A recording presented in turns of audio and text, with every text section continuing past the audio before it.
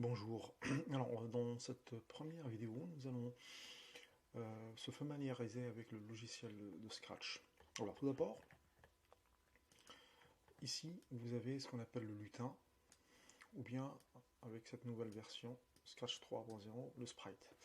Alors, ce lutin, c'est dans cette partie-là où il va exécuter ce qu'on va dire. C'est ici où on va écrire notre programme à l'aide des blocs qui sont ici. Alors, le premier bloc, c'est le mouvement.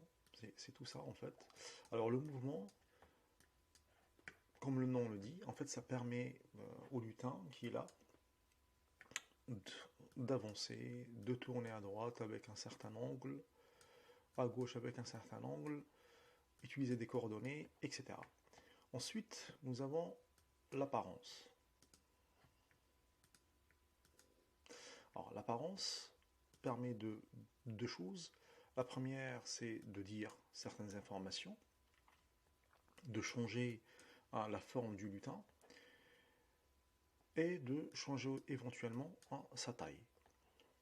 Ensuite, on a le son.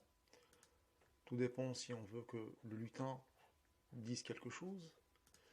Les événements, ça c'est très important. En fait, ces touches-là nous permettent de commencer notre algorithme. Par exemple ici, si je sélectionne ça, en fait, si je le touche, alors ça permet d'exécuter le programme. Ou bien en utilisant ceci, et ainsi de suite.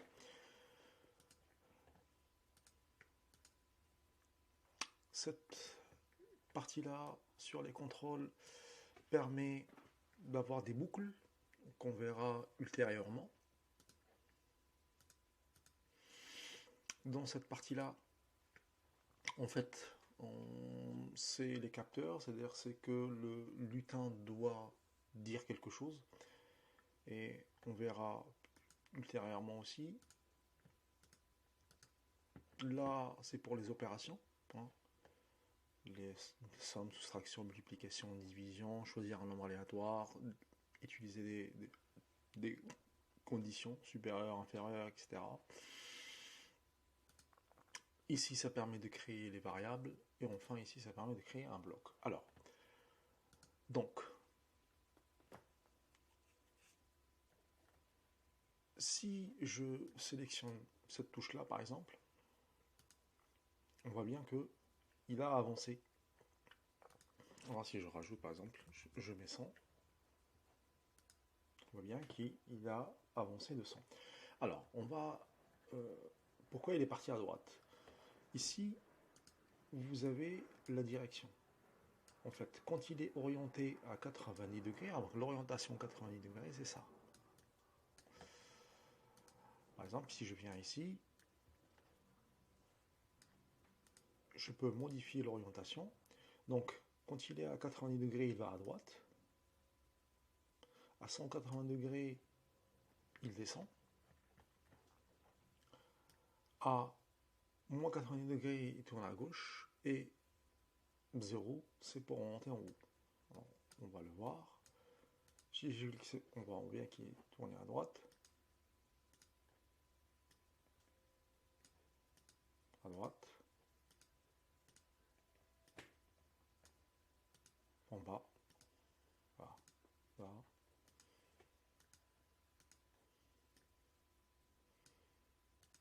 Il va aller à gauche. Et il va monter.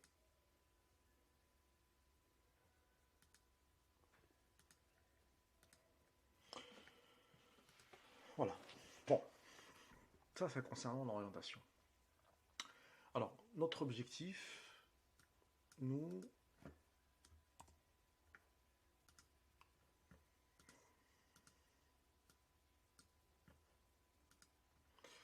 Alors, notre objectif, nous, c'est de tracer ce triangle équilatéral. Alors, on va supposer que là, c'est 100 pixels. Alors, je dois avancer de 100. Ensuite, je dois tourner à gauche. Je monte.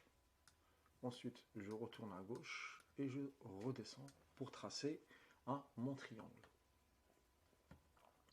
Donc là, je vais utiliser cacher pour cacher le lutin, parce que j'en ai pas besoin.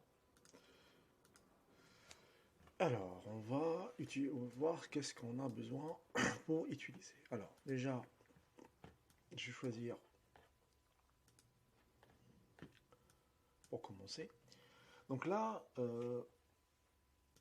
si j'avance directement, on ne voit rien, et c'est tout à fait normal, parce que je n'ai pas demandé, j'ai pas de stylo. Donc pour le stylo, en fait, c'est ici. Si vous ne l'avez pas, hein, vous cliquez, on clique dessus,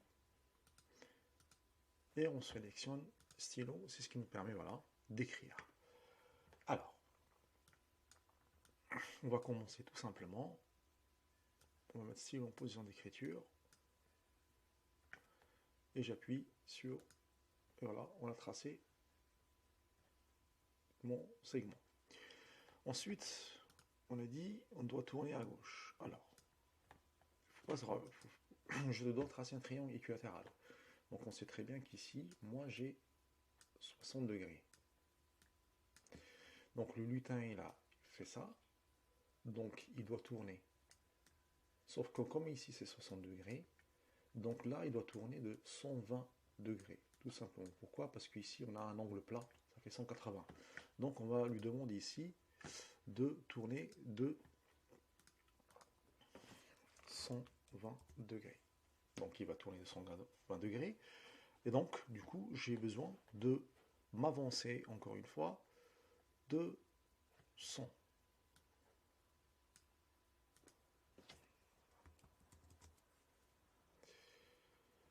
Donc là, si je clique, je vais avoir ceci. C'est normal parce qu'il était là, il a réavancé. Donc ce que je vais faire, je vais lui demander d'aller à 0, 0, et je vais sélectionner dans le stylo, effacer tout, comme ça je recommence. Donc, si on continue, donc on avance, ensuite on tourne à gauche, on remonte, ensuite on retourne à gauche et on redescend.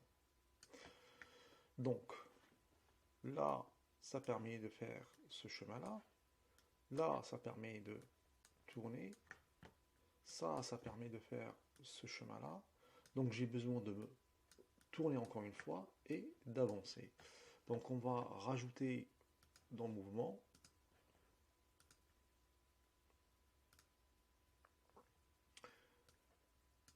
tourner à gauche de 120 et avancer de 100.